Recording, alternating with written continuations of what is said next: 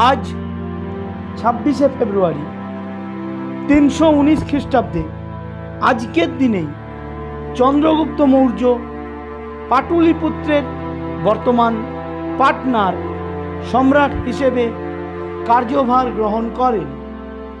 1802 খ্রিস্টাব্দে আজকের দিনেই প্রখ্যাত ফরাসি সাহিত্যিক, রাজনীতিবিদ এবং মানবাধিকার কর্মী ভিক্টর হুগো জন্মগ্রহণ করেন।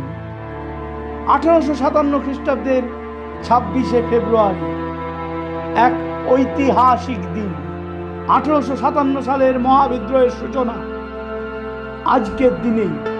প্রকৃতপক্ষে 26শে ফেব্রুয়ারি বহরমপুরে ব্যারাক স্কোয়ারে ব্রিটিশ সেনাবাহিনীর 19 পদাতিক বাহিনী বা নেটিভ রেজিমেন্টের দেশীয় সেনাদের সিপাহী বিদ্রোহের মাধ্যমে এবং তার ফলস্বরূপ 4টি কামানের সামনে দাঁড় করিয়ে ব্রিটিশ সেনারা বিদ্রোহীদের হত্যা করলেও পরবর্তীকালে ব্যারাকপুর ও মিরাট হয়ে তা মহাবিদ্রোহের রূপ ধারণ করে বলেই 1857 খ্রিস্টাব্দের মহাবিদ্রোহের সূচনা ধরা হয় আজকের দিনেই বহরমপুরে ব্যারাক স্কোয়ার থেকে।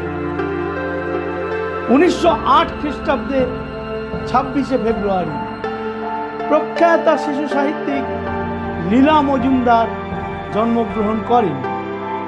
1982 খ্রিস্টাব্দের 26শে ফেব্রুয়ারি এশিয়ার প্রথম গ্র্যান্ড স্ল্যাম জয়ী টেনিস খেলোয়াড়, চীনা মহিলা টেনিস খেলোয়াড় লি না জন্মগ্রহণ করেন।